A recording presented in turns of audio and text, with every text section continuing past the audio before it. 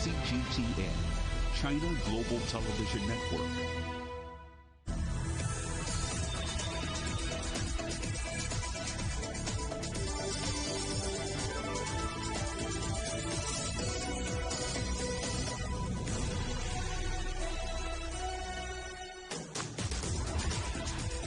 Hello and welcome to Global Business Europe, live from CGTN in London. I'm Jamie Owen. And I'm Robin Dwyer. Our top stories. A Chinese spaceship arrives at Mars. Tianwen circles the red planet as China's mission enters a new phase. Back on Earth, the case against Donald Trump. Prosecutors make their arguments as the former president's impeachment presses ahead. Germany ponders a longer lockdown, even though daily infection rates are falling. The British government hails a new investment agreement with India that it hopes will pave the way for a future free trade deal. And something to celebrate. The Chinese restaurant in London, the first outside Asia to be awarded 2 Michelin stars. A new visitor has arrived at Mars. In the last few hours, China's Tianwen-1 spacecraft has been captured by the red planet's gravity and entered orbit. It's China's first independent interplanetary mission. It's hoped the probe will shed new light on Mars' soil and subsurface water. Xiong Yibing has been at the Beijing Aerospace Control Center. China's first Mars probe, Tianwen-1, has begun orbiting the red planet after the long interplanetary voyage. Well, actually, that happened at began at 7:52 p.m. But after almost an hour analysis, the administration announced that. And according to them, before the Tianwen-1's entering the orbit, the probe conducted the crucial brake to decelerate to help itself be captured by Martian gravity. This is a historic moment because it is China's first independent Mars mission. And the Beijing Aerospace Control Center said the probe systems are in good condition. And according to the original plans, it will go through multiple orbit shiftings and enter the parking orbit and it began to detect the preliminary landing areas for the future. And also, it's scheduled to make landing on the red planet when the chances comes around May or June and begin the probing on targeted areas. And also the probe was launched by Long March 5 heavy lift carrier rocket on July 23 last year. It has flown for 202 days and covered nearly 470 million kilometers on this journey to Mars. And during the time, it conducted a deep space orbital maneuver and 4 mid-course corrections. Well, this is China's first such mission, and the orbiting itself is the first step for the country to conduct scientific surveys and unveil the secrets of the red planet. Well, let's take a look back now at Tianwen's journey from takeoff to orbit. Here's CGTN's Tao Bing. Carried by a Long March 5 rocket, the Mars probe was launched on July 23, 2020. It includes an orbiter, a lander, and a rover. After more than 2 months of travel, the probe sent back its first deep space selfie with the Chinese flag on the National Day, October 1st. It also coincided with the Mid-Autumn Festival. Several tasks have been completed during the journey, including capturing an image of the Earth and the Moon, 4 orbital corrections, and a deep space maneuver. On February 5th, the probe captured its first image of the red planet after a journey of nearly 200 days. Tianwen-1 will spend 2 to 3 months orbiting and surveying potential sites for a landing in May. The rover will then explore the red planet for about 90 days. It will examine the Martian soil and surface material, as well as its atmosphere and climate. Cao Bing, CGTN. As we just heard there, the spacecraft will spend around 90 days orbiting the red planet, looking for a safe place to land. Landing a craft is known in space exploration as the 7 minutes of terror. CGTN's Yang Zhao explains why. 5 minutes of free dive, and Mars' atmosphere will slow Tianwen from 4.8 kilometers per second to 460 meters per second.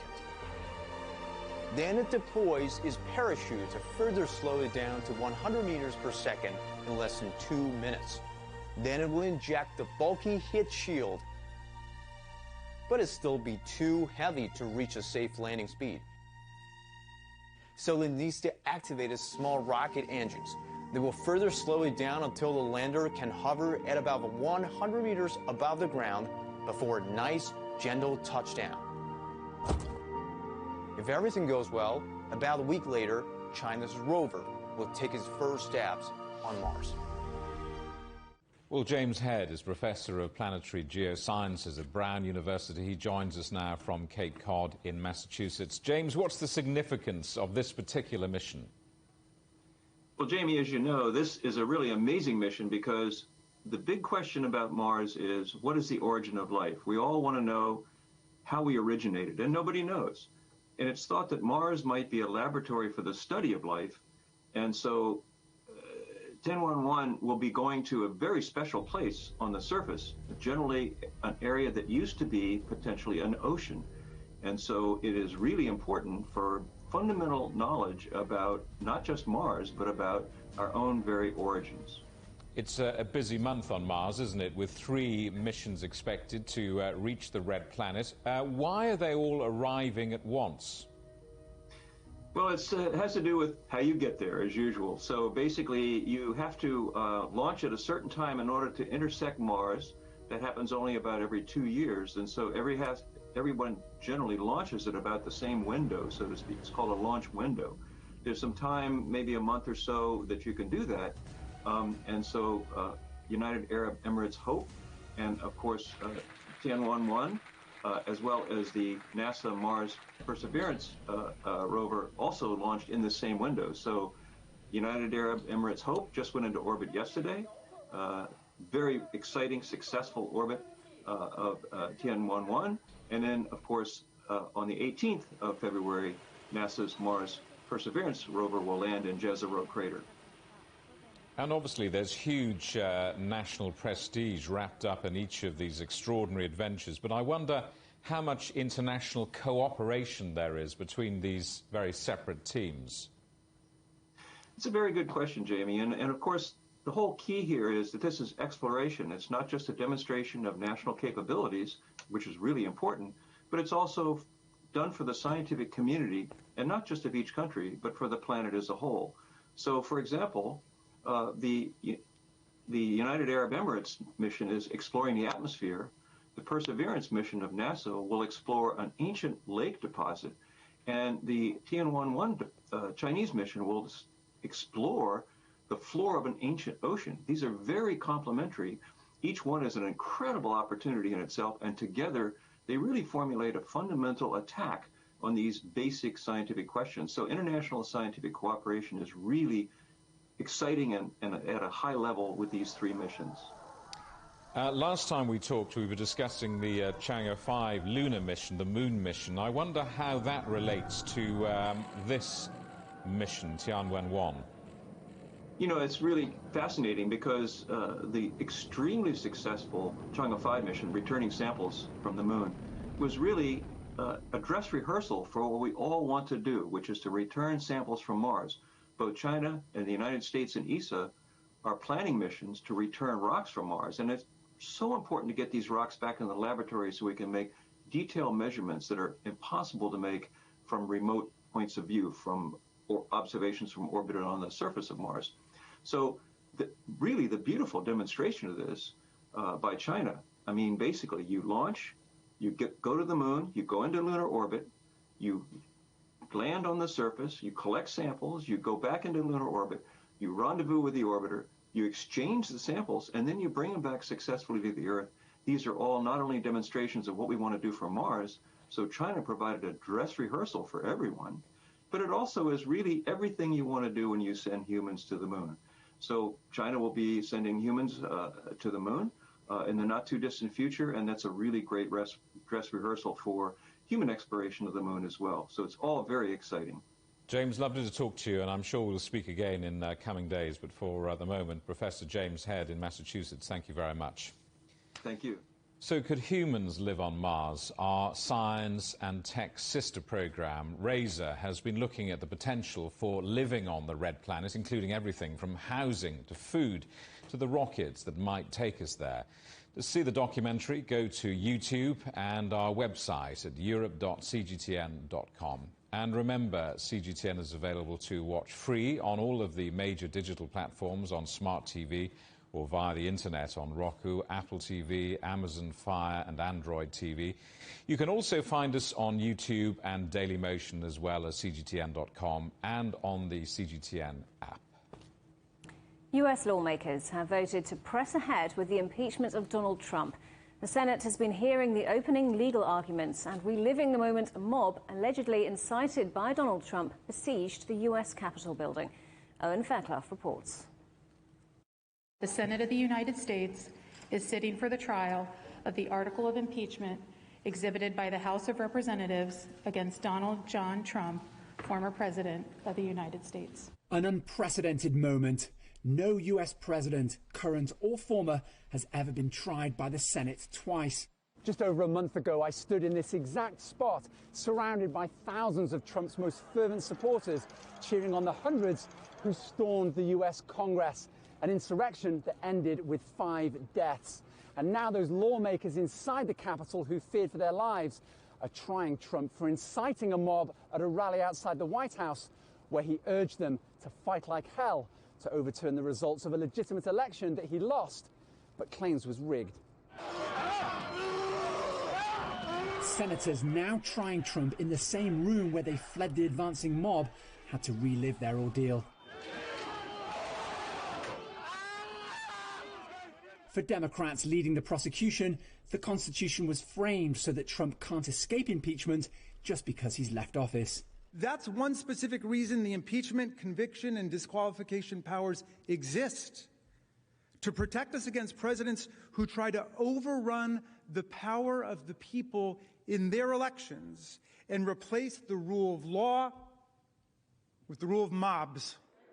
But Trump's lawyers deny his language was tantamount to incitement. A great many Americans see this process for exactly what it is: a chance by a group of partisan politicians seeking to eliminate Donald Trump from the American political scene. A conviction would bar Trump from ever holding public office again, ending any chance of him running for president in 2024. But a 2/3 majority of the Senate is required for a conviction, and that means at least 17 Republican senators turning on Trump, who isn't expected to testify. Owen Fairclough, CGTN, Washington.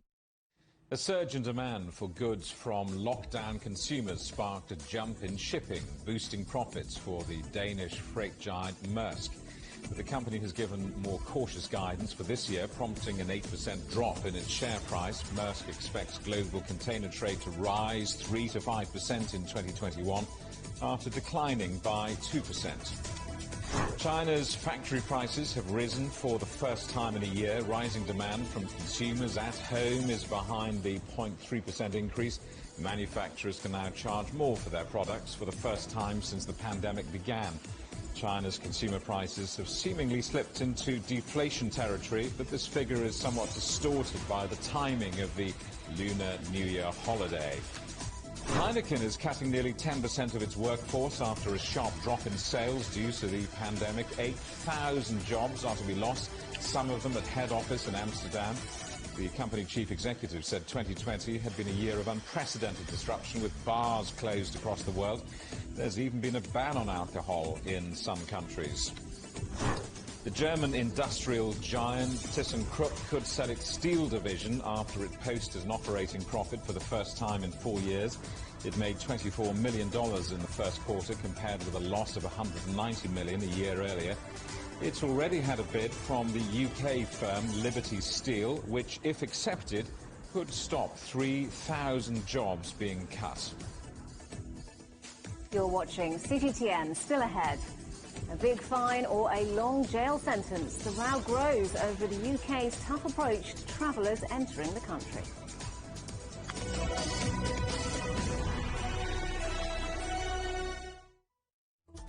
Search CGTN Europe wherever you get your podcasts to subscribe to The Agenda podcast. The Agenda with me, Stephen Cole, always gets to the heart of the story. Just subscribe today and listen now. Covering the world from 4 continents. A new horizon. Teams in Beijing, Washington, D.C., Nairobi, and London. To connect, interact, and inquire. To bring you the stories that matter to all. The Link, only on CGTN. Don't forget you can sign up to our daily newsletter. We bring you all the top business headlines straight to your inbox. So sign up for free at this address. CGTN. See the difference.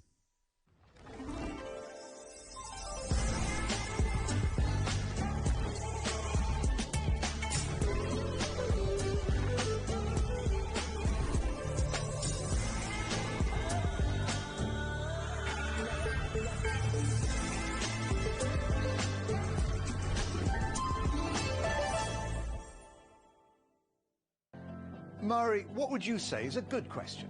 Stephen, I'd say it's one where there's always more than one answer. The Answers Project is a new podcast series from CGTN Europe. With me, Stephen Cole. And me, Mari Beveridge. In each episode, we'll take a complex question. And with the help of some of the world's foremost experts, shine light on some of the answers. So join us for The Answers Project. Available wherever you get your podcasts.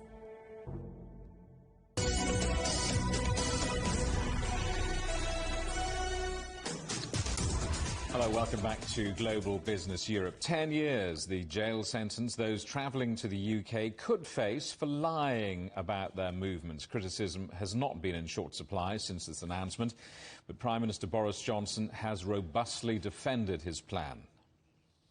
Thank you. Mr. Speaker, there are some countries in Europe that do not even have a hotel quarantine scheme such as the one we're putting in on Monday. We have amongst the toughest border regimes anywhere in the world. I think that this policy is measured, it is proportionate, it is getting tougher from Monday. I hope that he supports it. Well, our correspondent Andrew Wilson has been following the story. So, Andrew, what have those critics been saying? Well, the critics are saying that after 50 days of learning about this variant discovered in South Africa now making its presence felt in the UK, it's high time the government took efforts to shut off the borders for any more of this infection to come in. Now, the government has said, look, the evidence isn't strong enough yet for us to justify such draconian action. Now what they're doing is they will start a hotel quarantine program as of Monday, but the government is using all this threat of fines and imprisonment to make the talk sound tough. Because deep down, it seems that Downing Street does not want to shut off the UK entirely. The Prime Minister pointed out in Parliament today that on a normal day, if there were no pandemic, 250,000 people would be coming into the UK. As it is, only about 20,000 people come in every day, and he pointed out that 5,000 of those are bringing valuable medicines, goods, information, data, all the other services that are part of fighting this pandemic. So he doesn't want to seal off the UK entirely. However, he understands, and the opposition does as well, and attacked him with this in Parliament, that a large number of the public simply see it as, if you seal off the island, surely we're safer. But of course, they do understand it's not quite as straightforward as that. And Andrew, on the other side of this, what are the prospects then of a summer holiday?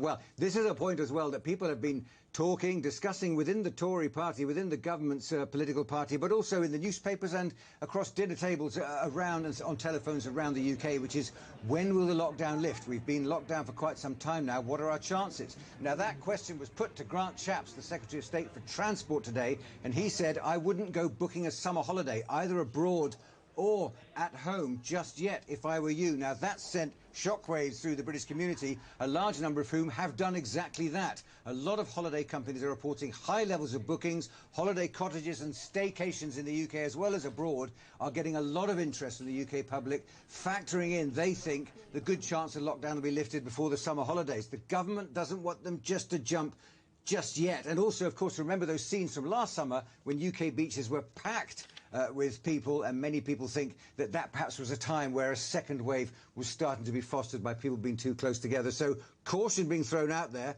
but it's a delicate message to sell at the moment. We have had some good news today from the WHO, though. Tell us about that.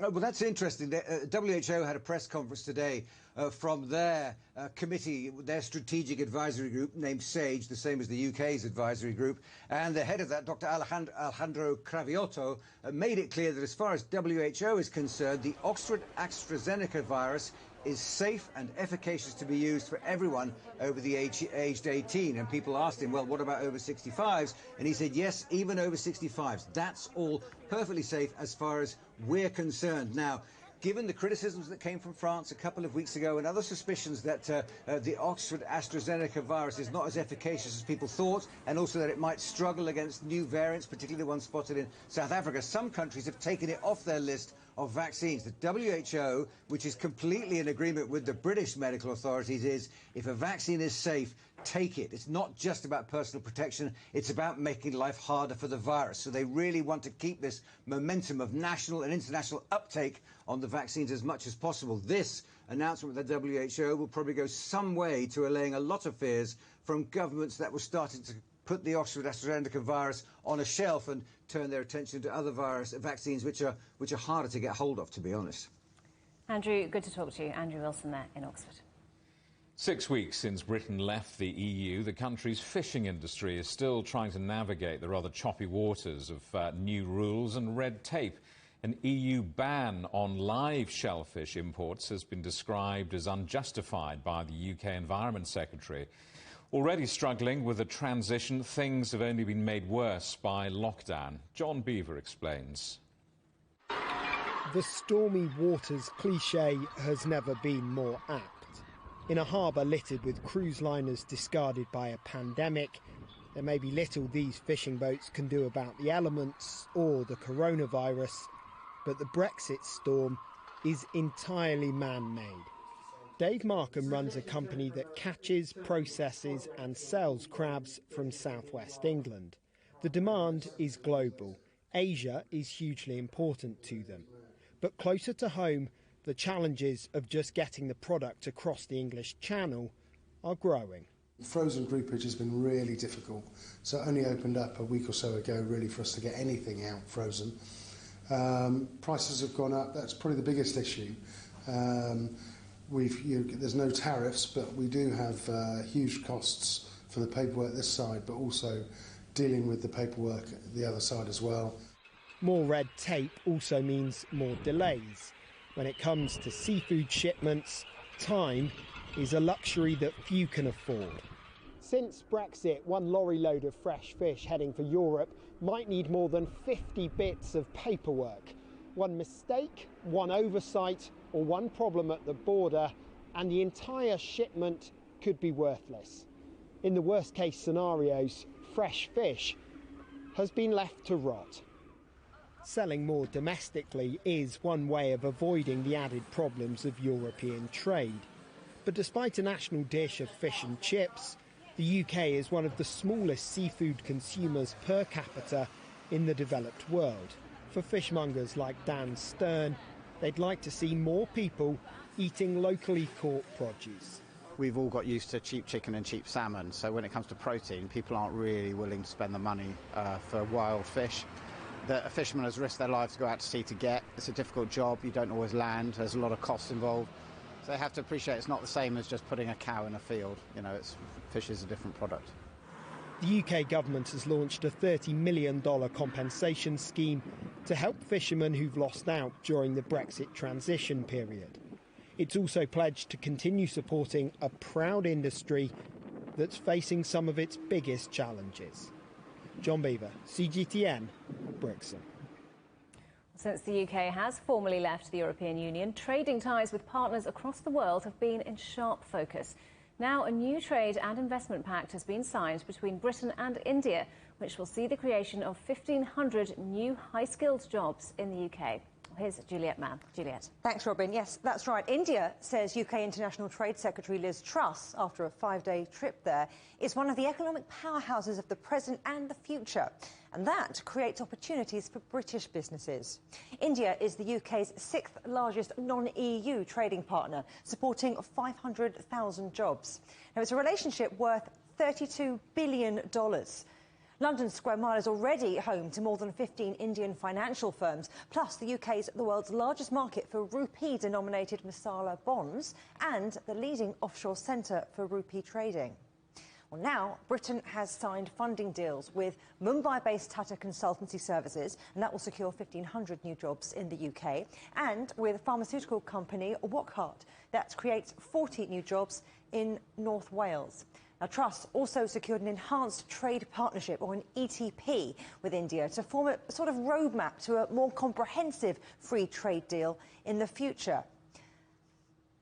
And those industries of the future, she says, include science, life sciences in particular, technology and going green. The message is that ties with India are at the heart of Britain's post-Brexit plans for growth and development.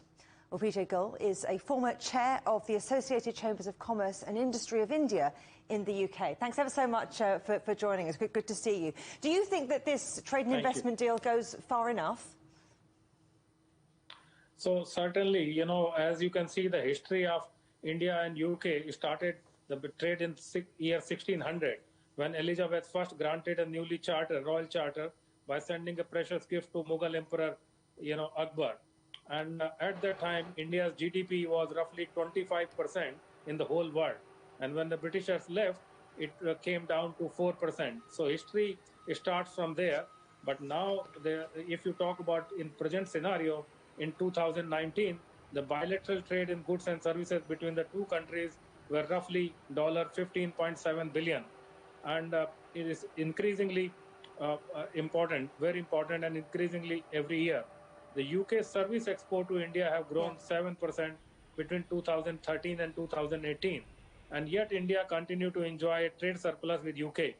And so UK strong is also historical the second ties largest investor then. in India. So strong historical ties, but there are some stumbling blocks there, aren't there, in terms of market access and restrictions to foreign direct investment, aren't there? So if you see in last 10 years, India has virtually removed most of the trade barrier. In most of the sector, like insurance, they have removed the cap. In the defense, they have removed the cap. So in most of the sector, now foreign companies can invest up to 100%. FDI is allowed there. And so it is like day by day, India is lifting the restriction and making more business friendly. There is a capital account convertibility. On the current account, they are almost there. You talk about India and the United Kingdom having those historical ties that go back hundreds of years. But how does this maybe set the groundwork for other trade deals with the United States, for example? So, like between India and US, they have been doing a lot of trade because US is one of the major investors in India in defense, in IT, in manufacturing, in automotive, in pharmaceutical, in real estate. So US has a bigger fund compared to UK. So that's why they have the muscle power of bringing a new technology, bringing a lot of money to India. So certainly India gives more importance to US, but UK is also nonetheless. And it is a both sides. There are roughly 1,000 companies of Indian origin based in UK, and they create more than 105,000 jobs. And roughly the turnover of Indian companies in UK about 48 billion. And it is increasing day by day. Tata is one of the biggest industrial employer in UK, and people of Indian origin, those who play a very crucial role, roughly 1.5 million Indian in UK. And you have seen in the past who thought that Lakshmi Mittal of Indian origin would be the richest man in UK, or Mr. G.P. Hinduja would be the richest man in UK. So certainly they play their very important role, which helps on cultural ties, political ties, business ties between both the countries. So cultural, political and business ties between both countries. Vijay Goel, thank you very much. Now from cars to Coca-Cola, lots of earnings to talk about on the US markets today. CGTN's John Terrett is standing by for us. John, I know you're not a soft drinks man, but let's start with a Coke. No, you're right about that. I'm not really, although I do enjoy a Coca-Cola, which I will explain to you more about in just a second. Look, Coke is one of those companies that everybody in the world has heard of and interacts with in some way. You can't go to an airport anywhere without the chance to buy a Coke or indeed a Pepsi. And today the earnings came in and they beat Wall Street expectations. That is to say, the profit was better than Wall Street had been expecting. It wasn't as good as it has been, but it was better than they thought. The trouble is the revenue was a miss. Now, the revenue is basically all the streams of money coming into the company, and that was less than Wall Street had been looking for. And the reason is people aren't going to restaurants, so the waiter isn't saying, you know, would you like a port and lemon, John? And I say, no, I'll have a Coca-Cola, I'm driving. Or in the evening when I'm on the train station waiting to go home, if I want a sugar rush, I might normally buy a Coca-Cola from a vending machine. But in New York, there's hardly any workers here at the moment because of the pandemic. So that hurts their profits. They're introducing new flavors to try and boost interest in the company, like coffee and Coke, which I think if you have it, you'll never sleep for a week, to be honest with you. But the key thing about their earnings today was they issued guidance for the first time since the pandemic kicked in March of last year, and they are looking to some growth in the company. And I think just quickly, because I think this is interesting, they've also introduced a 100% recyclable bottle because the company was accused of being the biggest plastics polluter in the world. And they're doing something about that as well. Jamie. OK, that's Coca-Cola. Let's turn to another big name in the US, General Motors, reporting its fourth quarter today. Yeah, I should say Coke shares up about $1, by the way, on Wall Street at the moment. General Motors down about 5%. Now, Mary Burra runs the company. She's a GM woman through and through. There are very few female CEOs in the Fortune 500, but she is one of them. She's been with GM all her life. They had a massive profits beat. Let me explain that to you. Basically, in the fourth quarter, they made $2.85 billion. For the whole of 2020, they made $6.43 billion, which is more than Wall Street expected, but it was down around 4% under normal business terms. What attracted my eye about this was that they're closing 3 or 4 factories, or certainly running down the production of those factories. And the reason is there's a worldwide shortage, all of a sudden, of chips. Not fish and chips, of course, but microchips, semiconductors. And Ford said the same last week when they gave us their earnings. So that's a worry. I'm not entirely sure why that's happening, but anyway, it is happening. It is interesting, too, that General Motors are committed to EVs, electric vehicles. How ironic is that, when in 1996 to 1997, they produced 1,000 electric vehicles, sold them in California, recalled them, and scrapped them all in the desert, because at that point, they were committed to crude oil, petrol. John, a quick word about what's going on at Amazon. Yes.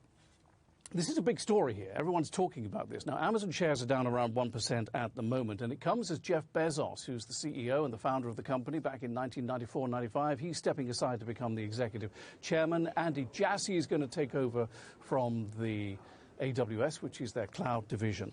And there have been stories for years and years and years about disgruntled Amazon workers, either about pay or conditions or vacation time or benefits, which, as you know, is very important here in the United States. And now a factory in Alabama is moving to vote on whether to have a union or not. And it's causing real tensions among Amazon. They don't want it. They see it as an unnecessary expense. The staff are all outside the factory at the moment, urging their colleagues to vote in favor of a union. You know, it'll be a game changer at Amazon. We'll have to see how this all plays out, but certainly it's causing a real, an unhappy time, shall we say, in Amazon at the moment. We were reporting on... very difficult for Andy Jassy, who's going to have to come in. John, we were reporting on China's mission to Mars a little earlier in the show, but I just want to ask you about Tesla's Elon Musk looking to space once again for his next adventure. Yeah. Well, it's your man Musk again, and this is his company called Starlink, which is basically to give people the world over access to the internet via what I suppose would be flying Teslas, basically, hundreds of satellites up in space.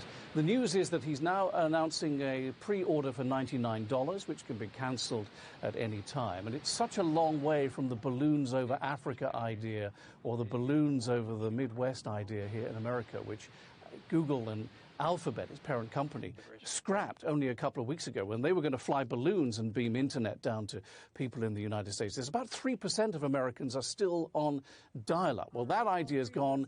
In comes the satellite idea, and I'll leave you with this thought. I've said it before. Elon Musk has so many fans, so many followers. He's a business guru, and people will go wherever he leads them, I suspect. John, good to see you. John Terrett there in the United States for us. You're watching CGTN. Still ahead. Under fire for the slow rollout of vaccines, the European Commission President admits mistakes were made.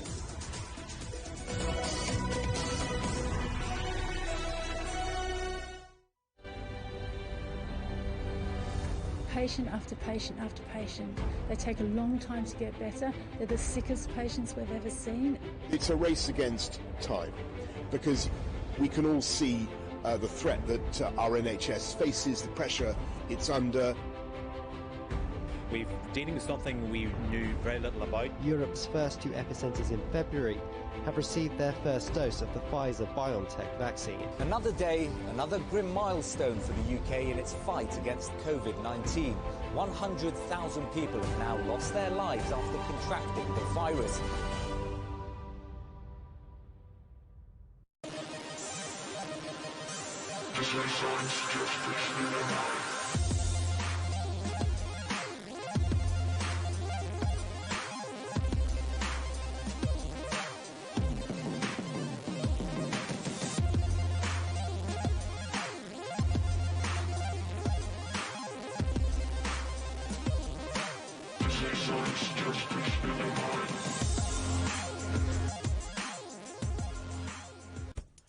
On the agenda with me, Stephen Cole, we look up into space. We look down into data. We look at debt. We look at politics. We look at opioids, climate change. We look at all the issues that really matter around the world. But you matter too. We want to tell the stories you want to see and hear about. Make it your agenda.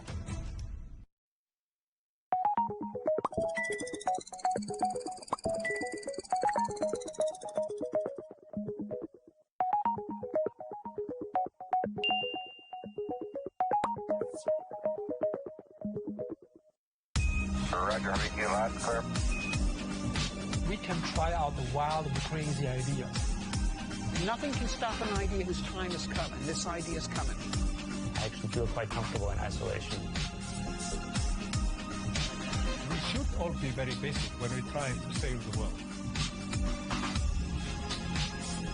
Oh, no. We hope it will happen. We have to live in hope.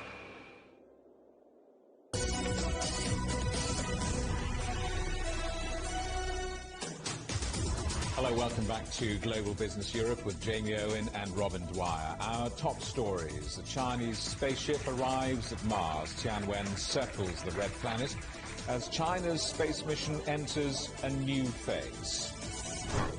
And the case against Donald Trump. Prosecutors make their arguments as the former president's impeachment presses ahead.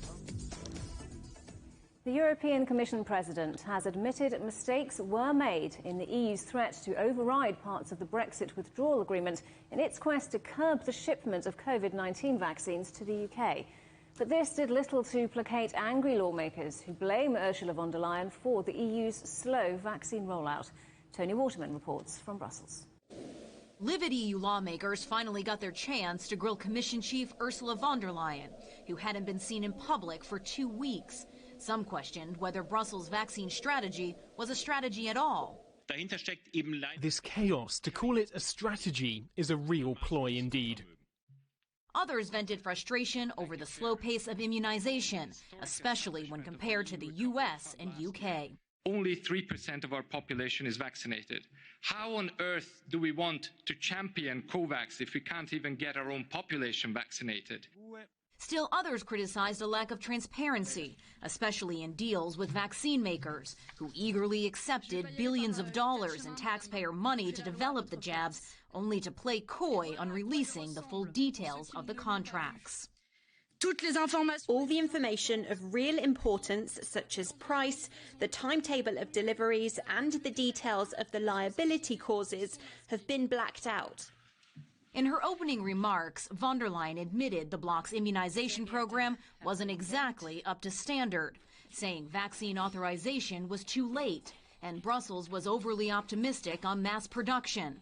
But she saved the biggest apology for the botched rollout of new curbs on vaccine exports, which initially sought to set up a hard border on the island of Ireland.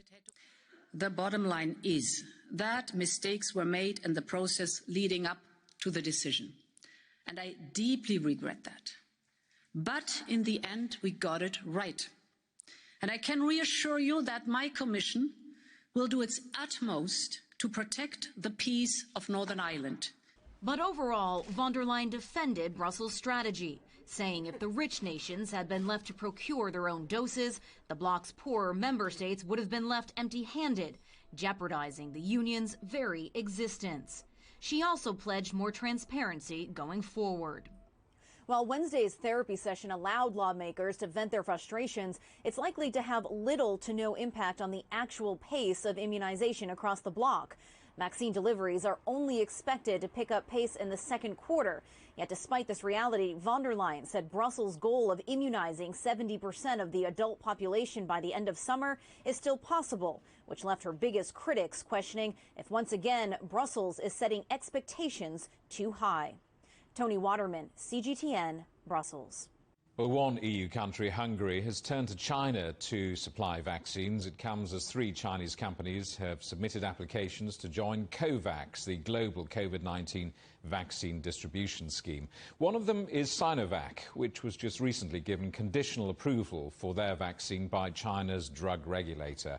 Sinovac's chief executive says staff from the World Health Organization will look at its vaccines and facilities in Beijing next week. The WHO has already sent a team to assess our production quality as part of the Good Manufacturing Practice Assessment. They're already in China. They're expected to assess our COVID-19 vaccine between February 15th and 21st. If we can pass the GMP assessment and our research results can be recognized by relevant international organizations, then we can supply vaccines to COVAX. We've already taken part in multilateral cooperation schemes. I hope we can gain support from these international organizations.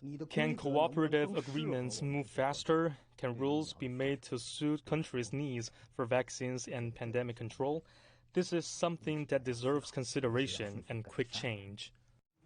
In Germany, a lockdown extension until mid-March is on the cards. This is despite the daily infection rate continuing to fall. Chancellor Angela Merkel met the leaders of Germany's 16 federal states on Wednesday. That meeting still going on. And let's talk to Ryan Thompson, who is in Frankfurt for us. So, Ryan, do you think we might be seeing a lockdown extension in Germany? Hi, Robin. Well, it appears so, and March 14th looks to be that magic date. We had been hearing maybe it would be extended for 2 weeks or 3 weeks, but the consensus among these state premiers and the chancellor is that it is too soon to exit the lockdown come Sunday when it expires. Case numbers are declining in Germany, very sharply, I should add, but there are concerns about these new variants. So really what this meeting will lay out is a date to exit lockdown and then deciding what should open and when. Schools seems to be the obvious one that's at the top of the priority list. The Chancellor Angela Merkel spoke to parents just last week, and she said that they would be put in priority. She's looking to open kindergartens and daycares as soon as she can. But according to these draft documents we're seeing, there's also interest in opening hairdressers and other personal care services as soon as possible. That might happen as soon as March 1st. And Ryan, we said that the daily infection rate is continuing to fall, but what is the coronavirus situation in Germany at the moment? Infections have been falling very, very sharply since they peaked in December. Officials here in Germany are using this 7-day case average for every 100,000 people as their metric. When we spoke in December, it was as high as just shy of 200 cases for every 100,000 people. That has fallen to just under 75, but officials want to get it towards 50. Now we are hearing possibly as low as 35 in order to open up museums and other cultural establishments. I should also add that hospitalizations have fallen very, very sharply in recent weeks, and we are seeing very, very few admissions into ICU beds. It seems that the strategy of the German government here is to prolong this lockdown just long enough so that they can get it to a very, very small case number in order to possibly correspond with an increase in immunizations and potentially avoid any further restrictions down the line. OK, Ryan Thompson in Frankfurt. Thanks very much. Well, Spain has become the fourth country in Europe to pass 3 million confirmed cases of COVID-19. The news comes as the country's chief medical officer warns of a possible fourth wave of the pandemic. Rahul Pathak reports now from Madrid. 3 million confirmed cases, over 60,000 deaths. However, the numbers can't begin to explain the human cost of this virus. When she started getting breathing problems, that's when they took her to the hospital, and she was there for 6 days. They didn't know that much about COVID by that time. It was the beginning, and after 6 days they just gave us a call she passed away on 6th April. So it was a bit strange because we actually couldn't say goodbye or anything. Miguel's grandmother, Maria Angeles, died from a COVID-related illness back in April last year. Her story, unfortunately, a common one here in Spain. And my father, he lives abroad. He doesn't live in Spain. So it was really hard for him that he couldn't even... He got to Spain in June, 2 months later. And there was no funeral, there was anything, nothing. He couldn't say goodbye by phone, he couldn't say goodbye in person. Miguel's grandmother passed away right at the beginning of the pandemic. Since then, the country went into a national lockdown. As a result, the numbers of coronavirus cases came right down in Spain. However, a combination of new variants and a relaxing of restrictions has seen the rate of transmission accelerate in recent months. Now, back in October, we covered the story about Spain becoming the first country in Western Europe to reach 1 million confirmed COVID-19 cases. Now, it took Spain around 10 months to get to that figure. The time it's taken for them to go from 1 million to 3 million, just over 3 months. Por supuesto que es posible que haya una cuarta ola. Of course, the possibility of a fourth wave does exist, but we need to see what form it would take. It largely depends on how we finish this wave. We need to see how much lower our transmission levels can drop with this cycle, and also how our vaccination campaign will progress in the coming weeks. En las próximas semanas. The arrival of 3 COVID-19 vaccines will certainly help. Spain has now completed phase 1 of its immunisation programme. However, with the threat of future new strains a very real one, the fear is that these vaccines could become less effective as the coronavirus evolves. Rahul Pathak, CGTN, Madrid. In the French city of Toulon, a nun has become the oldest person to survive COVID-19. Sister André contracted the virus in January, aged 116. She said aside from feeling tired, she suffered no other symptoms. She tested negative for the virus 3 weeks later and is now allowed to attend Mass again. She'll be celebrating her 117th birthday on Thursday. A team from the World Health Organization researching the origins of the pandemic has left Wuhan in China. They have visited key locations where the first cases were reported and spoken to patients, first responders and Chinese scientists. They believe the most likely cause of the initial outbreak was an intermediary host species, with the virus then jumping to humans. Crowds demonstrating against the military takeover in Myanmar have defied a ban on protests. It follows a ratcheting up of force by security forces. There was also a raid on the headquarters of ousted leader Aung San Suu Kyi's political party. Fresh protests were reported in Yangon and Mandalay, the country's 2 biggest cities. The protesters are demanding that power be restored to Ms Suu Kyi's deposed government. Iran has marked the 42nd anniversary of the 1979 Islamic Revolution in socially distanced fashion. The usual rallies and marches were replaced by processions of cars, motorcycles and bikes. With 250,000 new cases since the start of the year, Iran is currently battling the Middle East's worst coronavirus outbreak. Parts of France are under the second highest weather alert level for flooding or snow and ice. People have been urged to keep travel to a minimum, while some roads are blocked and hundreds of bus routes suspended. In the south, days of heavy rain have caused rivers to flood, and in parts of northern France, temperatures plunge below freezing. Ross Cullen reports from Paris. The City of Lights is dressed in white, winter throwing a blanket of snow over Paris and large parts of northern France. In the French capital, the major winter plan has been activated, which allows the city council to requisition hostels and sports halls to provide shelter to people who don't have a home.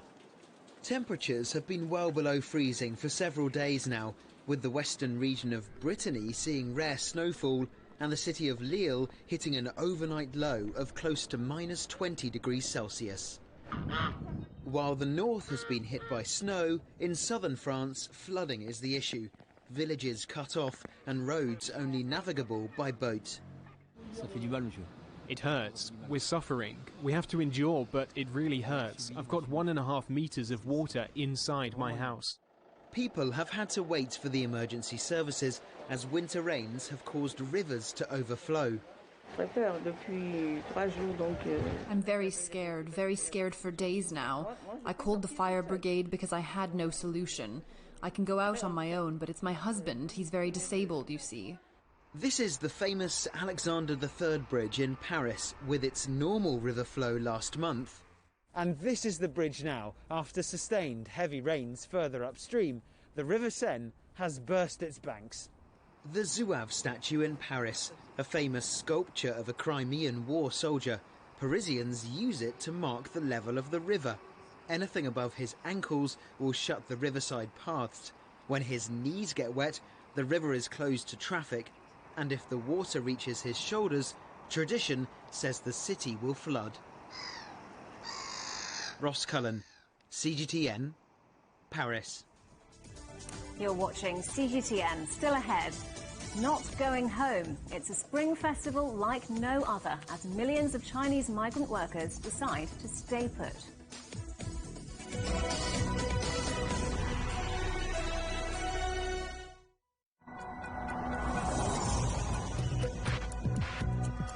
Each day, there are millions of stories. Each one can open new perspectives, new possibilities. Wherever you look, we are there. To see, discover, explore. We put the pieces together to find what really matters to you. All around the world, all around the clock. Our reporters are at home across the globe. From our headquarters in Beijing and production centers in Washington, Nairobi, and London, China Global Television Network.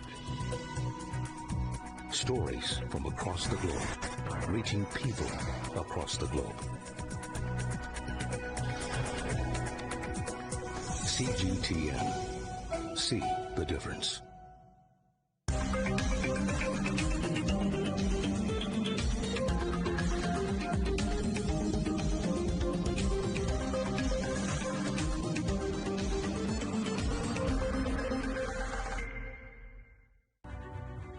The agreement is signed. But what is the real deal now the UK has left the EU?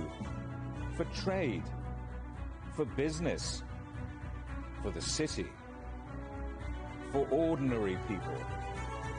Make sense of Brexit with CGTN.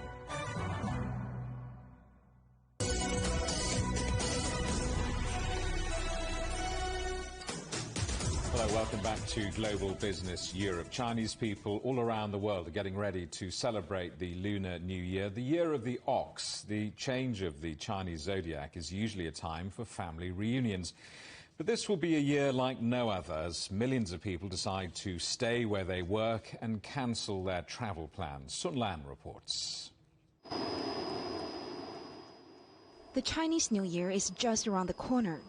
Guo Chenliang is still working on the subway project in Chengdu, Sichuan.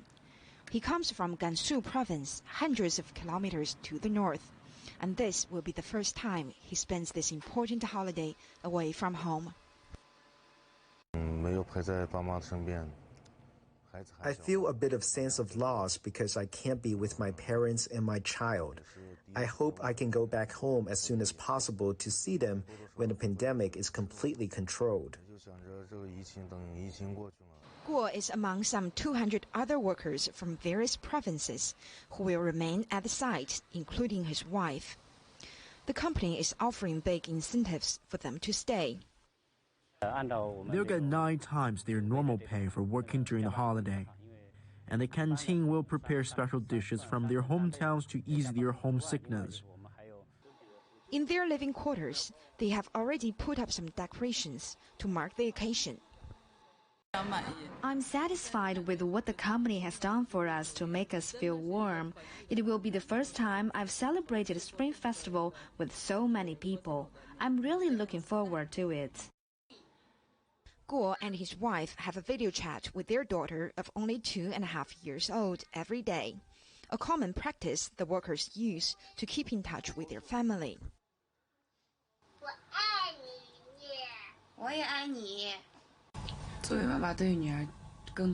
As a mother, I feel guilty that I can't be with my daughter. I will try to spend every Spring Festival with her after this. The central government has asked local authorities to provide necessary assistance to all the children whose parents cannot come home, making sure they can still enjoy a festival full of love and joy. Sunan, CGTN. So the Spring Festival is almost upon us, and the Chinese community in London has something to celebrate when lockdown finally ends. A Wong Chinese Cuisine in London has become the first Chinese restaurant outside Asia to be awarded 2 stars in the coveted Michelin Guide. Nui Jabakil reports. From New York to Paris, Lagos to Sydney, China's cuisine is available worldwide. But this spot in London has become the first Chinese restaurant outside of Asia to be awarded 2 stars in the coveted Michelin Guide. I feel a bit guilty in the sense of being celebratory in these kind of times, but it's an incredible honour. The judges paid tribute to Andrew's creativity, which draws inspiration from all regions of China. But the British-born chef who opened A Wong in 2012 does have cooking in his blood. My grandparents first had a restaurant in a very, very small town in the Midlands, and we're talking about the 1970s. For Andrew, his culinary journey has gone full circle. He actually grew up here when his father ran a Chinese restaurant on this site in the 1980s. And it's on the exact same spot where he's opened his outlet, which has now gained international acclaim. Chinese New Year just around the corner. How will you be celebrating this year? How do you normally celebrate? Well, normally it's always about food. Food and family are the only things about Chinese New Year that you need to know about. And I'm sure a lot of viewers will be wondering, what sort of food do you eat around the New Year or Spring Festival to bring in the New Year? My mother is very, very kind of particular about Chinese New Year, and she has to make sure that we tick all the boxes. And rightly so, you know, Chinese New Year is the biggest celebration in the Chinese calendar, without a doubt. It's no holds barred. You can have anything you want, and budget is not an issue during Chinese New Year. So it can be anything from duck to suckling pig to whole fish, literally anything that is a favourite of mine or a favourite of my children. My mum will go all out to make sure that we get to eat it during Chinese New Year. Because of the pandemic, A Wong is currently closed, but Andrew's looking forward to reopening when he can and holding on to his 2 Michelin stars. In the meantime, he's making sure things look just like you'd expect them to at this level, even if that means doing a bit of gardening himself. Nui Jabakil, CGTN, London. And finally, the conference call mishap is the gift that keeps on giving. A Texas attorney is now being called the cat lawyer after he accidentally dialed into a virtual court hearing with a computer setting that made him appear to be a talking kitten. The lawyer describes himself as computer literate but not a techie. He told the judge he was happy to proceed as a cat. Don't know how to remove it. I've got my assistant here. She's trying to, but I'm prepared to go forward with it. I'm here live. I'm not a cat. Well, as you heard, the lawyer was quite distressed, but he says he's learned a lot from this experience and is now feline fine. Sorry, that's really awful, isn't it? That's it for Global Business Europe. Thank you for watching. More on all of our stories at europe.cgtn.com, and do follow CGTN Europe on Twitter, Facebook and Instagram. We're on smart TV apps such as Roku, Apple TV, Amazon Fire and Android TV. You can also find us on YouTube and Dailymotion, as well as CGTN.com and the CGTN app. Coming up next on CGTN, it's Africa Live. We'll see you again tomorrow, the same time, same place. And from all the team here in London, goodbye.